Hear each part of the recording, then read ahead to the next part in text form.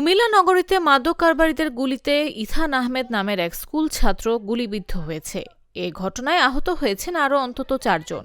বৃহস্পতিবার নগরীর কাটাবিল এলাকায় এ ঘটনা ঘটে। কুমিল্লা কোতোয়ালি মডেল থানার ভারপ্রাপ্ত কর্মকর্তা তৌহিদুল আনোয়ার এই তথ্য নিশ্চিত করেছেন। কালার এক্সপার্ট ডার্ক স্যাপ এবং মাইল্ড অন হ্যান্ডস টেকনোলজি সমৃদ্ধ অরিক্স অ্যাডভান্স ডিটারজেন্ট পাউডার আপনার লন্ড্রি এক্সপার্ট। গুলিবিদ্ধ ইথান আহমেদ কাটাবিল এলাকার ইউনুস মিয়ার ছেলে। সে স্থানীয় রফিকুদ্দিন মেমোরিয়াল উচ্চ বিদ্যালয়ের 6ষ্ঠ শ্রেণীর ছাত্র। স্থানীয়রা জানায়, মাদক কারবারে বাধা দেওয়াকে কেন্দ্র করে বুধবার রাত থেকে অপু গ্রুপ ও সাব্বির গ্রুপের মধ্যে উত্তেজনা শুরু হয়। এক পর্যায়ে সংঘর্ষ ছড়িয়ে পড়লে এলাকায় একাধিক ককটেল বিস্ফোরণের ঘটনা ঘটে। এতে পুরো এলাকায় আতঙ্ক ছড়িয়ে পড়ে।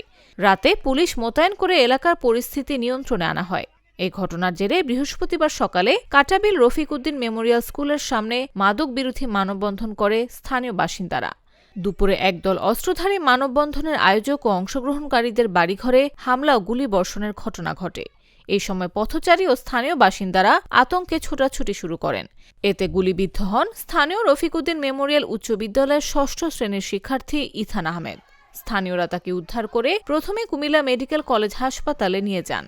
সেখানে প্রাথমিক চিকিৎসা দিয়ে তাকে উন্নত চিকিৎসার জন্য ঢাকা মেডিকেল কলেজ হাসপাতালে পাঠানো হয়। খবর পেয়ে পুলিশ ঘটনাস্থলে গিয়ে পরিস্থিতি নিয়ন্ত্রণে আনে। বর্তমানে এলাকায় অতিরিক্ত পুলিশ মোতায়েন রয়েছে।